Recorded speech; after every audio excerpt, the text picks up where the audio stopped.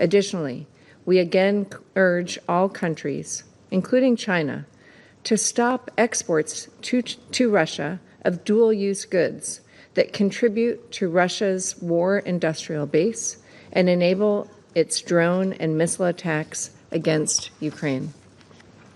Beijing's claim to have implemented strong export controls on dual-use goods falls apart in the face of daily recovery of Chinese-produced components in the drones, weapons, and vehicles that Russia uses against Ukraine. I'd like to respond to the statement by the U.S. representative. As we've pointed out many times in the Council, China did not start the Ukraine crisis, nor is it a party to it.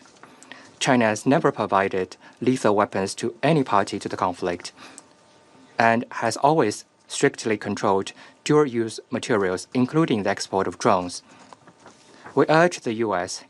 to stop shifting blames on the Ukraine issue. The U.S. should be ashamed and disgraced by its own words and deeds. I now give the floor to the representative of the United States.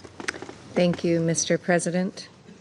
And thank you, Assistant Secretary General Miroslav Yensha and Assistant Secretary General Joyce Masuya for your briefings.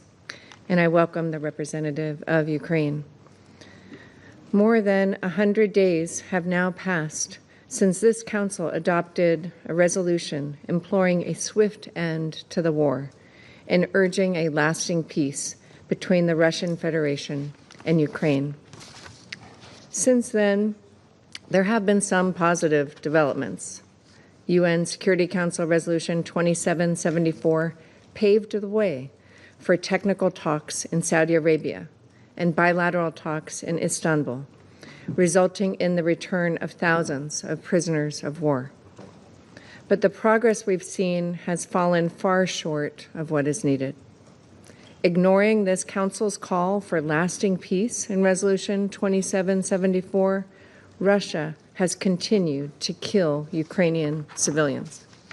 Russian drones and missiles have struck schools, playgrounds, apartment buildings, and nursing homes. Russia has deployed thousands of DPRK troops to its front lines and sent tens of thousands of Russian soldiers to die on the battlefield just to gain a small amount of ground. Mr. President, colleagues, the war, killing, and destruction must end. As President Trump has repeatedly stated, there is no military solution to this conflict. On July 14th, the President of the United States put Russian President Putin on notice to agree to a peace deal within 50 days. If Russia does not agree within that time frame to stop the attacks, the United States is prepared to take further measures.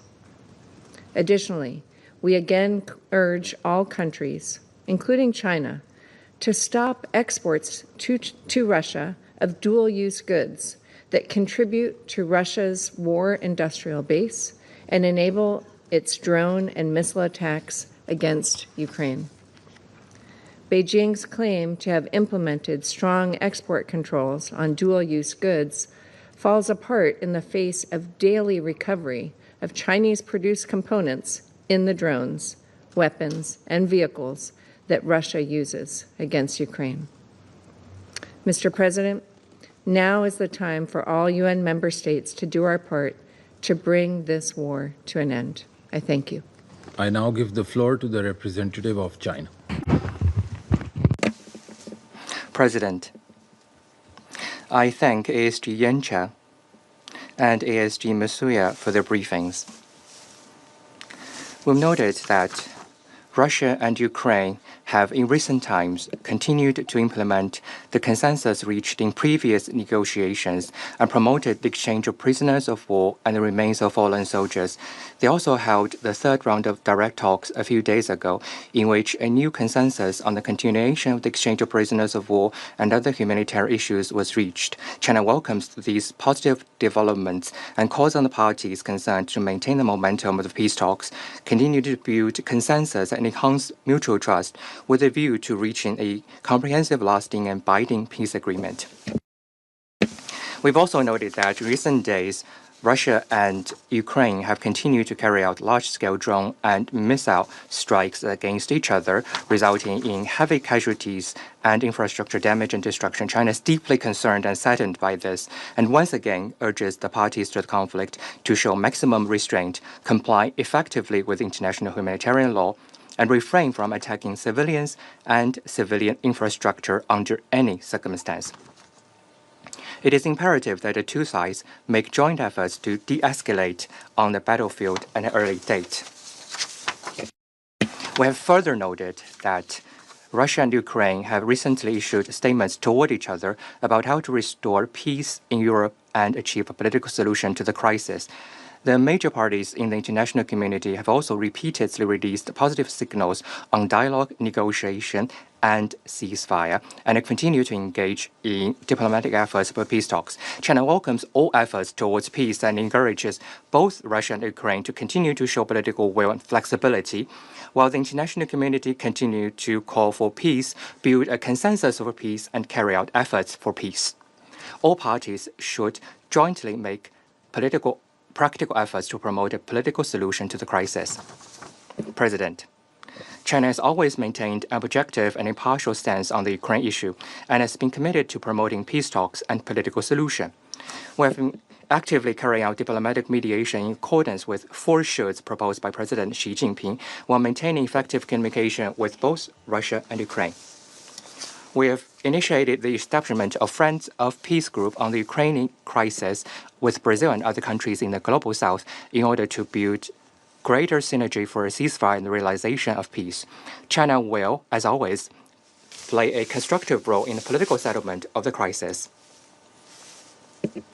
President, I'd like to respond to the statement by the U.S. representative. As we've pointed out many times in the Council, China did not start the Ukraine crisis, nor is it a party to it. China has never provided lethal weapons to any party to the conflict and has always strictly controlled dual-use materials, including the export of drones. We urge the U.S. to stop shifting blames on the Ukraine issue or creating confrontation, and instead playing a more constructive role in promoting ceasefire and peace talks. What's more, President, I'd like to take this opportunity to say a few more words. This past Tuesday, when the Council held an open debate on the peaceful settlement of disputes, the U.S. representative took advantage of the meeting to attack and accuse China on the South China Sea issue this past Thursday.